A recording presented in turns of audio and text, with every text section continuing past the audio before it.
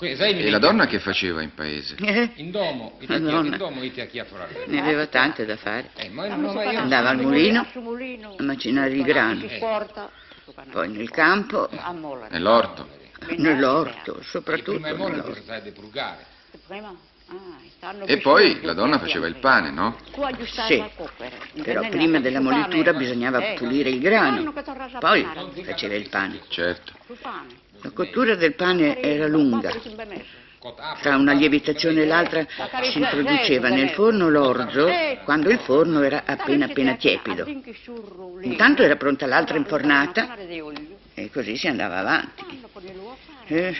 Si facevano delle cotture per 3, per 4, per 6 mesi anche. E poi a tessere.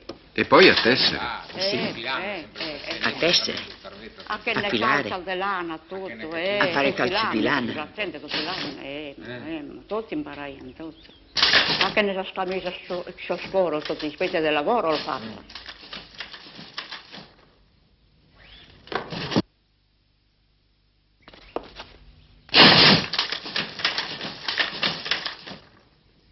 Tra uomini e donne c'era più spontaneità prima o adesso? Tra mascoli e femmine, coiuatos e non coiuatos, o come?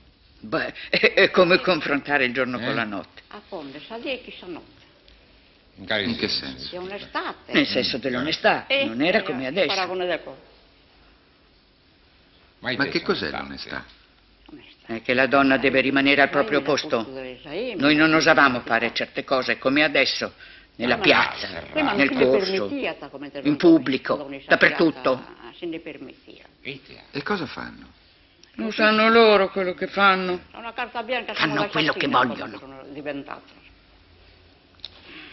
Ma cosa fanno? A me sembra che non facciano niente di male. Niente, altro che niente. Non sanno loro quello che fanno. Beh, sono cose che hanno imparato. È comodo.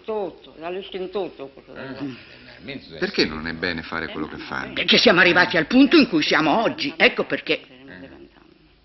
E tu te ne pensi di questa cosa, dessa E tu cosa ne pensi della donna sempre chiusa dentro casa? Una cosa naturale. Non era sempre dentro casa, non è vero. La donna usciva anche. Dopo la messa, uomini e donne ci si guardava durante la passeggiata. Ci si incontrava anche quando la donna usciva per andare a prendere l'acqua alla fonte. E poi c'era la passeggiata la sera. Quindi si è passeggiati cusa. Ma in fondo questa era un'ipocrisia. No. Vabbè, no, tu in cui si scusa. Non era un'ipocrisia. Si usciva, ci si incontrava con lo sguardo. Non si poteva abissire, binicuda di un certo. La donna un tempo viveva rinchiusa dentro la casa, però comandava molto. Ma perché dici rinchiusa in casa? Non è vero.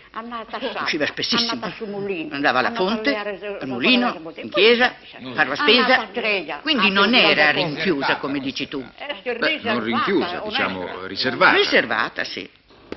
Come te devi stare bene una emina, insomma, no? Salve prima. No, sempre, per bene, come te deve essere una emina? Una emina come te Ma come deve essere la donna per essere veramente al suo posto? Onesta. Deve essere onesta. Deve Deve vivere col marito. Invece Invece quelle di oggi si comportano diversamente.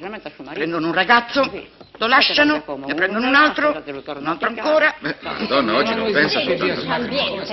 Pensano a divertirsi invece di sposarsi.